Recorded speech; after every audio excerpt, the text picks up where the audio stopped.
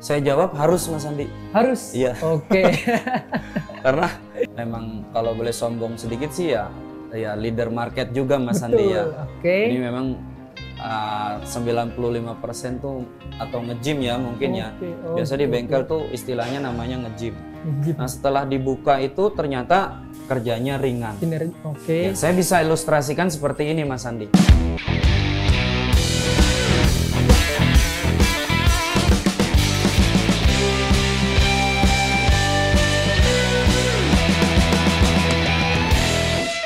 Halo Sobat NPP, kembali lagi dengan saya Andi Mewibowo di akun channel Edu NPP dengan podcast NPP Talk. Podcast kali ini kita akan berbicara tentang piston. Di sini saya tidak sendiri. Di sini saya akan ditemani oleh narasumber yang memiliki pengalaman yang begitu banyak di bidang spare part sepeda motor. Siap lagi kalau bukan Mas Heri Purwanto. Oke. Halo Mas Heri Purwanto. Halo Mas Andi. Apa kabarnya nih Mas Heri Purwanto nih? Sehat-sehat Mas Andi. Podcast kali ini kita akan berbicara tentang piston nih Mas. Ya, siap. Sudah siap nih Mas untuk berbagi pengetahuan dan informasi tentang piston kepada Sobat NPP semua yang menonton channel ini Mas? Siap dong. Siap? Oke. Nah untuk Sobat NPP jangan lupa untuk selalu share, like, dan juga komen serta subscribe akun channel ini agar tidak ketinggalan informasi dan pengetahuan tentang spare part sepeda motor ini. Oke, kita mungkin langsung aja masuk ke poin yang pertama ya Mas ya. Berbicara tentang piston NPP ya Mas ya. Bisa dibilang piston NPP itu sudah tidak asing lagi nih Mas. Sebenarnya ada berapa jenis sih Mas piston yang diproduksi oleh NPP itu sendiri Mas? Karena yang Andi tahu dusnya itu ya kuning hijau semua Mas. Mungkin bisa dijelasin Mas? Ya, jadi kalau mengenai piston memang sebetulnya ya memang kalau boleh sombong sedikit sih ya leader market juga Mas Andi ya. Oke. Ini memang 95% tuh untuk teman-teman bengkel dan Sobat NPP saya yakin sih udah pakai semua gitu. Mantap banget emang kualitasnya. Kalau berbicara piston yang diproduksi sebetulnya sih ada 3 Mas Andi. Oke, ada 3. Yang memang diproduksi dari NPP. Yang pertama itu adalah piston standar yang contohnya seperti ini Mas Andi. Ini piston standar yang memang ada di toko-toko atau di outlet-outlet langganan para Sobat NPP ya. Oke. Yang kedua itu piston big bore Mas Andi. Piston big bore. Ya, atau piston ukuran besar. Oke. Nah, biasanya kalau piston big bore ini marketnya bagi teman-teman itu yang biasa rubah-rubahan, yang biasa main dongkrak power. Dongkrak power. Jadi bisa pakai piston big bore. Nah, yang masih hangat ini kita sudah keluarkan yang namanya piston custom. Wow, jadi ada lagi piston custom. Piston custom dan piston FF, Mas Andi. Oke. Jadi kalau piston custom itu kita memproduksi dengan diameter yang di atas standar ya. Oke. Tapi ada tapinya. Apa tuh? Untuk bagian diameter lubang pen itu bisa dipasangkan ke motor standarnya tanpa merubah stang seher. Tanpa merubah stang seher. Ya. Keren jadi banget piston sih. custom dan FF ini memang marketnya buat teman-teman yang biasa merubah spek. Ya, jadi ada tiga macam Mas Andi yang diproduksi dari NPP. Wow. Andi kira cuman ya kedusnya kuning hijau aja tapi udah sampai 3 ternyata ya yang diproduksi oleh NPP itu sendiri. Jadi saya boleh nambahkan Mas Andi ya? Boleh, silakan. Berbicara warna dari kemasan, memang dulu itu kita keluarkan itu yang pertama adalah kemasan kuning coklat. Tapi perlahan yang kuning coklat itu sudah kita hilangkan ya sekarang wujudnya atau warnanya yang kuning hijau seperti ini. Oke, siap. Gitu. Berarti sekarang kuning hijau berarti ya Mas? Betul Mas Andi. Jadi tadi tidak salah ya berarti Mas yang melihat kuning hijau. Oke. Nah ini Mas pertanyaan berikutnya nih Mas. Ini juga bisa jadi penasaran sih untuk Sobat NPP semua nih. Kenapa kok harus menggunakan piston NPP? Kenapa ya Mas ya, bukan kelebihannya? Kenapa harus menggunakan piston NPP Mas? Iya. Saya jawab harus Mas Andi. Harus? Iya. Oke. Karena gini. Kenapa tuh Mas? Piston NPP itu sudah jaminan mutu, diproduksi dengan kualitas yang baik dan keovalan serta ketirusan dari sebuah piston. Jadi sangat-sangat presisi Mas Andi, gitu menggunakan piston NPP. Jadi saya jawab kenapa harus pakainya piston NPP? Jawabannya adalah harus dan wajib. Harus dan karena wajib. Memang didukung dengan teknologi yang canggih. Wah keren banget sih ini mah. Mantep pokoknya, beda lah pokoknya sama merek yang lain ya Mas ya. Pasti beda kita. Oke, next nih Mas, kita makin panas saja ya pembahasan kali ini Mas. Nah pertanyaan selanjutnya itu ini seputar bengkel sih Mas ya. Kan Andi sering berkunjung juga ke bengkel ya Mas. Nah suatu ketika ada nih customer cerita nih ke Andi. Dia melakukan servis besar di bagian piston ya Mas ya. Nah tapi yang dibersihkan hanya pistonnya saja Mas. Dan yang diganti baru hanya ringnya saja. Nah menurut Mas Heri nih, menurut Mas Heri ya, kebiasaan seperti ini itu seperti apa dan apa penyebabnya untuk motor di kemudian hari Mas? Iya, saya jawab Mas Andi, sebetulnya sih kurang tepat Mas Andi ya. Kurang tepat, kebiasaan seperti itu kurang tepat ya Mas? Jadi memang di masyarakat kita tuh di umumnya di bengkel memang masih banyak sekali yang konsumen itu pada saat servis besar, pada saat bagian piston dibuka, nah mungkin dilihat pistonnya masih layak, dia hanya bersihkan saja bagian piston, terus botnya juga dibersihkan, lalu yang diganti baru hanya ringnya saja. Iya betul Mas. Jadi sebetulnya itu kurang tepat Mas Andi. Kenapa? Karena kita tahu yang namanya piston setelah sekian lama pemakaian pastinya juga akan ada yang namanya mengalami keausan. Pada bagian entah gotnya atau bagian fisik dari piston tersebut akibat bergesekan tadi. Nah mungkin kalau efek jangka panjangnya apa ya?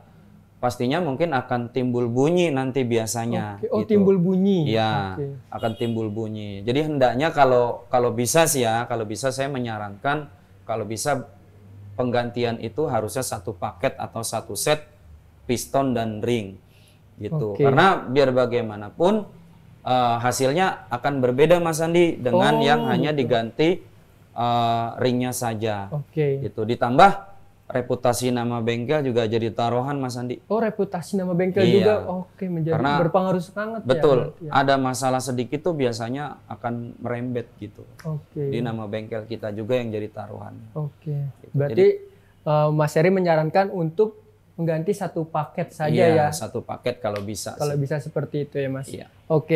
Nah kita next ke pertanyaan berikutnya nih Mas. Masih menurut Mas Heri nih Mas ya, mitos atau fakta nih Mas ya? Piston yang baik itu adalah piston yang ringan nih Mas. Nah, menurut Mas Heri apa itu Mas? Piston yang baik itu yang ringan. Saya jawab itu adalah mitos Mas Andi. Mitos. Karena kenapa Mas Andi? Ya, piston tentunya sudah dirancang sesuai kebutuhan dan kapasitas kerja mesin. Semisal kita memproduksi motor misalkan Supra. Ya otomatis piston yang diproduksi juga speknya diperuntukkan untuk motor Supra tersebut. Gitu. Jadi ya mengikuti kebutuhan dari motor yang kita buat. Gitu. Berarti mengikuti kebutuhan dari motor yang kita buat itu sendiri ya Mas. Nah masih seputar bengkel lagi nih Mas. Jadi kan emang Andi kan sering tuh berkunjung ya kan ke bengkel kayak gitu. Nemuin juga lagi nih Mas, ada customer bengkel itu melakukan servis besar lagi nih Mas di bagian piston.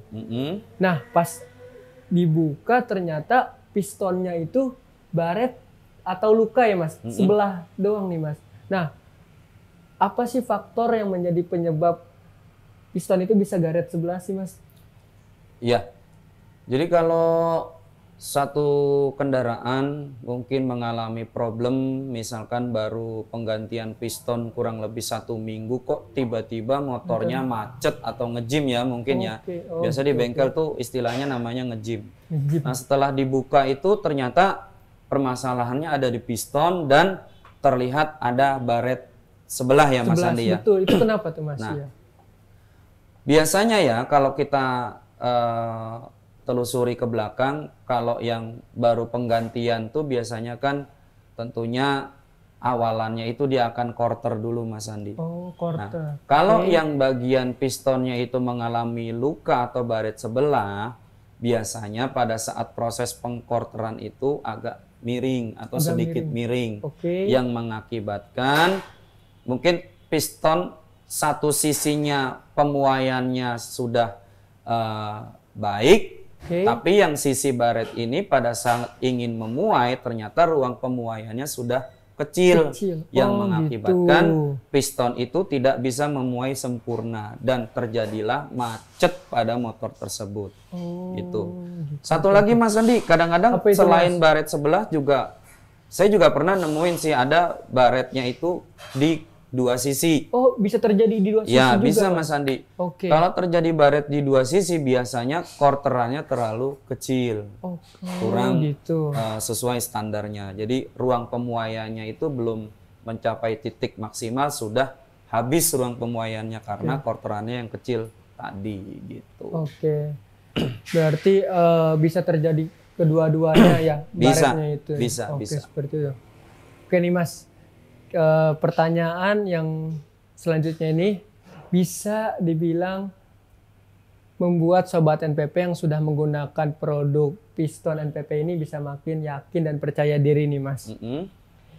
Pertanyaannya, kalau boleh tahu apa sih keunggulan dari piston NPP itu sendiri dibandingkan merek yang lain nih Mas? Kalau berbicara keunggulan yang ingin saya sampaikan di sini dari piston NPP adalah Mas Andi, pada lubang pen piston NPP itu tidak simetris. Tidak simetris. Ya. Jadi kalau di sini saya boleh memberikan contoh ya Mas Andi, ini saya buka piston NPP. Jadi pada lubang pen dari piston NPP itu nggak simetris Mas Andi, alias tidak berada di tengah Mas Andi. Tidak berada di tengah. Jadi kalau kita lihat sepintas memang kelihatannya lubang pen piston ini berada di tengah. Ya, betul. Tapi kalau diukur pakai jangka sorong atau sigmat, ada perbedaan Mas Andi. Oh gitu. Ya, di satu sisi ini ada yang lebih tipis, ada yang lebih tebal. Nah, fungsinya apa? Fungsinya pada saat piston ini melakukan kerja di dalam blok silinder, yang pertama adalah ringan. Ringan? Iya, dari piston ini kerjanya ringan. Ya, saya bisa ilustrasikan seperti ini Mas Andi. Mungkin kalau Mas Andi ya mungkin pada saat mengayuh sepeda, ya misalkan Mas Andi bersepeda. Nah, pedal sepeda itu kalau berada di tengah itu pada saat kita ingin menggoes pastinya akan apa Mas Andi? Berat. Berat ya, betul. Jadi akan berat Mas Andi kalau posisi pedal sepeda berada di tengah. Tapi kalau pedal sepeda sudah sedikit condong miring, tentunya akan terasa ringan. Gitu. Itulah yang kita terapkan di piston NPP. Jadi kalau ditanya keunggulannya apa? Keunggulannya adalah lubang pen piston tidak simetris, yang fungsinya agar kerja piston ini menjadi ringan. Wow, seperti itu Mas Andi. Bisa dibilang lubang pennya piston itu sendiri tidak simetris, yang membuat kinerja piston menjadi ringan. Dan tarikannya juga semakin kencang, betul ya Mas ya? Makin enteng. Makin enteng ya Mas ya. Oke Mas Heri, pembahasan kali ini menarik banget nih Mas Heri ya. Semoga pembahasan kali ini bisa menambah pengetahuan kepada Sobat NPP yang menonton akun channel ini nih Mas Heri. Nah, untuk Sobat NPP semua yang ingin bertanya dan dijawab oleh Mas Heri, bisa komen di akun channel ini dan bisa kunjungi juga di website ini. Ya, pertanyaan terbaik nanti akan kita pilih Mas Andi. Oh, ada hadiahnya nggak Mas Heri? Ada dong. Oke, dapat hadiah nih, mantap sekali. Yuk komen dan kasih pertanyaan yang sulit buat Mas Heri nih, biar nggak bisa jawab nih. Oke, apabila ada sobat NPP sedang mengalami masalah di piston, bisa juga nih menggunakan produk piston NPP ini nih. Udah pasti tidak mengecewakan. Terima kasih Mas Heri atas informasinya dan juga pengetahuannya kepada sobat NPP. Oke, sama-sama. Siap Mas Heri. Nah juga jangan kapok nih Mas Heri untuk berbagi pengetahuan kepada sobat NPP dimanapun berada. Sampai jumpa di lain kesempatan. Salam otomotif.